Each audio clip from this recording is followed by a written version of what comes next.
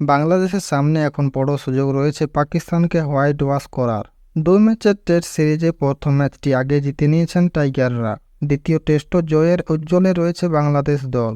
মঙ্গলবার ম্যাচের পঞ্চম ও শেষ দিনে নাজিমুল হোসেন শান্তর দলকে করতে হবে 143 রান, হাতে রয়েছে 10 উইকেট। পাকিস্তানের দেওয়া 185 রানের দ্বিতীয় সেশনের শেষ দিকে ব্যাট করতে নামে বাংলাদেশ। এই সেশনের প্রথম 6 ওভারে কোনো উইকেট না হারিয়ে 37 রান করে ফেলেন দুই ওপেনার সাদমান ইসলাম ও জাকির হাসান। এরপর বিরতিতে যান দুই দল।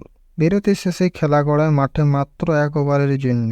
এরপর আলোক স্বল্পতায় বন্ধ থাকে ম্যাচ। পর বৃষ্টি নেমে এলে অনেকক্ষণ বন্ধ থাকায় বাকি দিনের খেলা পরিত্যক্ত ঘোষণা করেন আম্পায়ার। তখন বাংলাদেশে বিনা কোনো উইকেট হারিয়ে 42 রান, জাকির 23 বলে 31 রান ও সাদমান 19 বলে 9 রানে অপরাজিত থাকেন। এখন বাংলাদেশ পাকিস্তানকে হোয়াইট ওয়াশ করতে গেলে